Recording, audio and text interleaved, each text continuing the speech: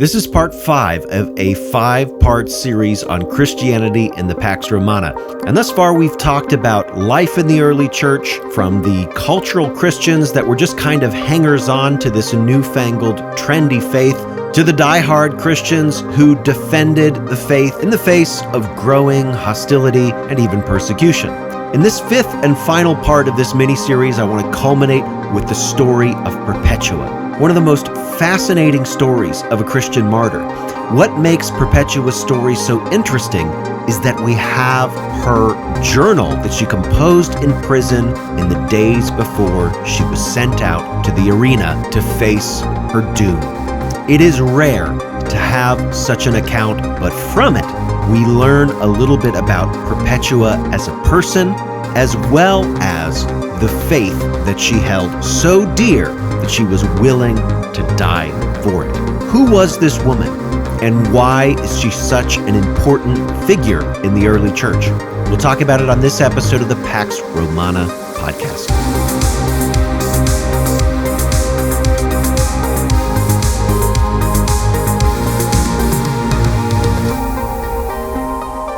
Episode 64, Christianity in the Pax Romana, Part 5. Before we begin, I want to let you know that I have started a YouTube channel which contains excerpts from some of my university lectures. It also, incidentally, contains the back catalog of episodes from this podcast. I will continue to upload short videos to that channel, which you can find at Prof. CPE on YouTube. You can just also search for my name, Colin Elliott, on YouTube, and you can access those videos. I'm going to try to upload at least one a week, maybe a little bit more often. And if there is interest, I may find a way to add full lectures. We're talking sort of hour and a half long treatments of various subjects from Roman history straight out of the university classroom. So while you wouldn't necessarily get a diploma or a credential for watching these videos, you will get exactly the same lectures that I have crafted for my university students. I hope that's of interest to you. Please check that out on YouTube. Again, Prof. CPE on YouTube. Thanks a bunch for your support. Let's get to today's episode. Today's episode really looks at what persecution looked like on the ground at a granular level. Perpetua's story tells us what individual Christians might have encountered in the period that we have been looking at, now into the late 2nd and early 3rd century AD. Persecution of Christians is ramping up, especially in the part of the world that Perpetua lives in, and this is North Africa. Perpetua lived in the Roman province of Africa, which does not describe the entire continent of Africa, but really just a small section of it that was around the ancient site of Carthage. This was a prosperous, wealthy part of the Roman world, and it was highly urbanized. There were hundreds of towns of over several thousand people in this province. These towns had basic amenities like courts and baths and council houses, market fora, temples. It was easy to travel in this province along Roman roads, and as one walked through one of these cities, they would encounter people from Greece, from Italy, from the Iberian Peninsula, from Rome, and of course, many military veterans settled in this area as well. Now, with such a high urban population and a phenomenally productive agricultural sector, the Roman province of Africa was very wealthy indeed. In addition to the grain produced there were orchards and vineyards. It was a place where fish sauce and olive oil were produced, timber was harvested, and other luxury woods. And there were even land routes moving south down across the Sahara so that the Romans could trade in slaves, ivory, and exotic animals. All of these came through the Roman province of Africa. It was also a stable province, one rarely associated with rebellion and sedition. Having all of those veterans in the province tended to help with that situation. And for our story today, it's worth mentioning that Africa was a place in which Christianity took early root. There are 3 major theologians and church fathers from North Africa. Tertullian, who lives contemporary with Perpetua, and then Cyprian, who comes from the next generation, and finally, the most famous of all, Augustine.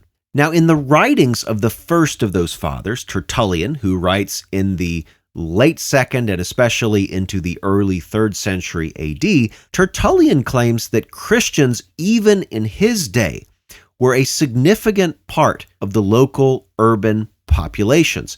There are probably several hundred churches in North Africa by the early 3rd century. It's not that these Christians stuck out. They did not wear different kinds of clothing or necessarily look different to the normal population. And this, for the Romans, was a little bit distressing. They know that Christianity is a growing movement in that area, and we've talked in previous episodes about why Romans would have thought Christianity so dangerous, but it's almost a situation where the enemy is among us. Anybody could be a Christian, and this seems especially insidious to the Roman authorities.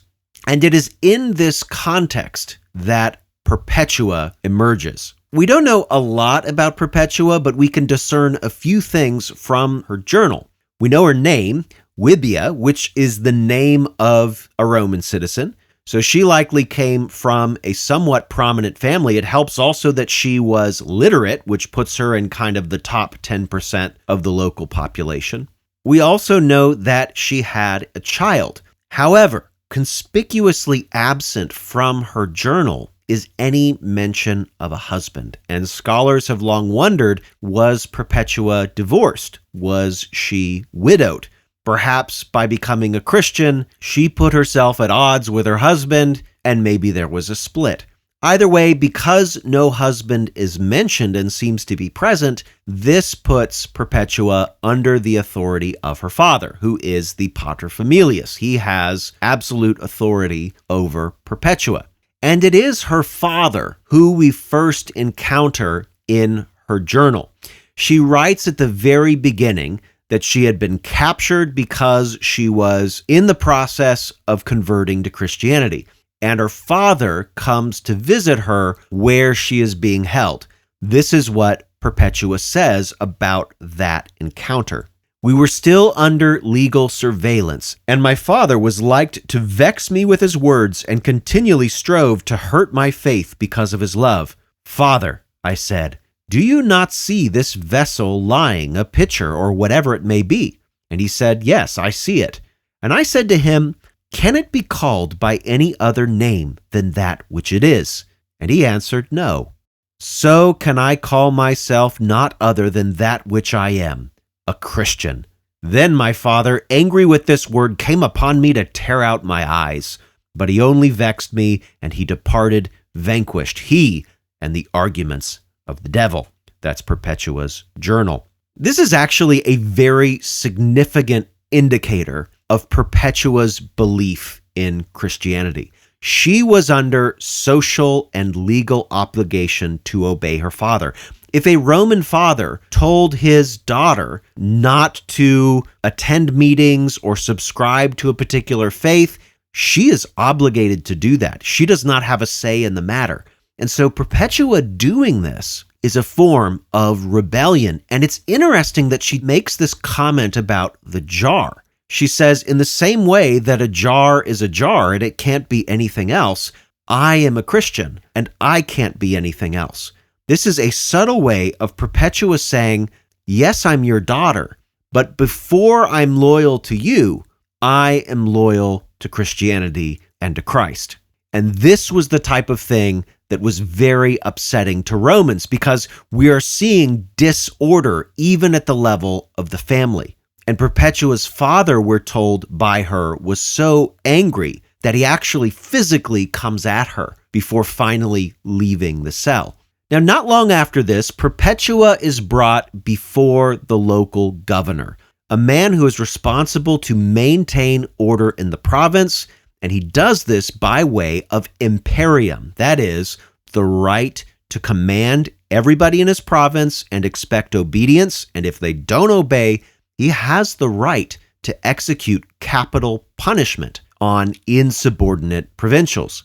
Perpetua tells of what happened at her trial in the journal. She says this, quote, "We were suddenly snatched away to be tried, and we came to the forum. A very great multitude gathered together. We went up to the tribunal. They came to me, and my father appeared there also with my son, and would draw me from the steps, saying, 'Perform the sacrifice, have mercy on the child.' And Hilarion, the governor, said, 'Spare your father's gray hairs, spare the infancy of the boy, make sacrifice for the emperor's prosperity.' And I answered, 'I am a Christian.' And when my father stood by me, yet to cast down my faith, he was bidden by Hilarion to be cast down and was smitten with a rod. Then Hilarion passed sentence upon us all and condemned us to the beasts. And cheerfully we went down to the dungeon."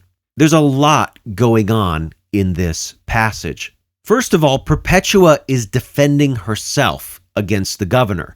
Normally, it would be her father who's supposed to do this. Women did not typically represent themselves in trials before dignitaries like Roman governors. Her father is instead brought in almost on the side of the governor, asking Perpetua, "Hey, please recount your faith." And Hilarion, the governor, says this same thing, but she disrespects both the governor and her father, refusing to obey either of them and reasserting once again, calmly and rationally, that she is a Christian. And as we've already talked about in this miniseries, this would have been enough. And so the governor orders that she and the other Christians that were captured with her, including one of her slaves named Felicity, the governor declares that all of them will be punished in the arena. We then read in Perpetua's journal about a series of dreams that she has, which are very interesting, including about her younger brother who has died. She also has a dream about what will happen in the arena. In that dream, Perpetua fights the devil himself, and in order to do so, she transforms into a man, a warrior. She fights the incarnation of the devil in the arena and ultimately crushes his head. And then she says, quote, "I began to go with glory to the gate called the Gate of Life, and I awoke, and I understood that I should fight, not with beasts, but against the devil. And I knew that mine was the victory." Even before Perpetua fought in the arena, she has, through her faith and her own dreams, a captivating vision of what is about to happen. Even though she is about to die, she will be victorious through her faith. And again, all of this is written down in her journal. We have her own thoughts, verifying that this is not just a kind of made-up story to glorify this woman in hindsight, but she actually thought this. And I think it's reasonable to extrapolate that many Christians who faced certain death for their faith at this point in the history of the Roman Empire may have had a similar kind of assurance about what it was they were doing and the rightness of dying for their faith. Christianity obviously provided a compelling vision of what the afterlife was and how one was able to achieve it. And so those kinds of thoughts were clearly guiding Perpetua as she faced certain death. Well, what happened when Perpetua finally makes it to the arena? At this point in the journal, an editor takes over. Obviously, Perpetua could not continue to write when she was in the arena. We don't know the name of this editor, but it may have been one of the Christians that was there with her. And he or she describes what happened next. First, Perpetua faced down the guards that led her into the arena. They were going to dress her and the others with her in pagan garments, dressing them up as priests and priestesses of non-Christian gods, obviously as a way to degrade the Christians. And we see in this noble woman, a mother who is forsaking even her own son to die for the faith, a degree of obstinance and unwillingness to comply that must have been pretty shocking. She won't even put on the costumes that she's commanded to put on, and instead chooses to die on her own terms. we're told by the editor that the Roman guards relented and did not force Perpetua and those with her ultimately to put on these costumes. Then Perpetua was escorted into the arena, and we're told that the crowd, obviously used to submissive and scared prisoners, were instead put to shame by the defiance with which Perpetua and the other Christians went into the arena. And this is what we read, quote, "They went forth from the prison into the amphitheater, as it were into heaven, cheerful and bright of countenance. If they trembled at all, it was for joy, not for fear. Perpetua followed behind, glorious of presence, as a true spouse of Christ and darling of God, at whose piercing look all in the crowd cast down their eyes." Well, the games began, and violent animals were released into the arena, cows and bulls sent in to knock the women down and to trample them. Perpetua was knocked over, and her clothing torn, her hair disheveled. We're told by the editor that she took the time to pull her hair back, dust off her clothes, and keep her thighs covered so that she could die with dignity. Eventually, some guards come out into the arena and begin executing the prisoners. One of the guards stabbed Perpetua, but he was so nervous that he didn't end up killing her, just wounding her. And this is what we're told happened next. Quote, "Perpetua, that she might have some taste of pain, was pierced between the bones and shrieked out, and when the swordsman's hand wavered still, for he was a novice, she set the sword upon her own neck. Perchance so great a woman could not else have been slain, had she not herself so willed it." Perpetua was so authoritative, at least according to this account, that she had to will her own death in order for it to come to pass. The guard himself was not actually capable of killing her. She was such a force of personality in the arena that day. And as I alluded to earlier, I think it's worth asking why Perpetua was like this. Why was she so steadfast, even to the very end? It's clear that she was captivated by a vision. She had adopted the core tenets of Christianity, but she also had a kind of supernatural sense of divine purpose, writing down dreams and visions in her journal. She was convinced that she belonged to God, and that this superseded her family ties on earth, including to her father and even her infant son. Perpetua was clearly a leader, but one who did not necessarily want others to follow her, but to follow the God that she worshiped, Jesus Christ. And she was successful in achieving this. After Perpetua died, she and her slave Felicity were memorialized in the local area, and their story had a profound influence on Tertullian, Cyprian, and also Augustine. Augustine would preach a sermon on the anniversary of their deaths every year. In one of his sermons, this is what he said about her. Quote, "Just as that one man laid down his life for us all, so the martyrs too imitated him, and laid down their lives for their brothers and sisters. And in order that this bumper crop of Christian peoples might spring up like sprouting seeds, they watered the earth with their blood. So we too are the fruit of their toil. They strewed their bodies like garments on the road when the colt carrying the Lord was led into Jerusalem." That's Augustine's Sermon 280. For Christians in the Roman Empire, Perpetua was an inspiration, and the Christians living at that time may have thought that Perpetua's fate was the worst that they could expect, but the systematic persecution of Christians was still in the future, in the middle of the 3rd century AD.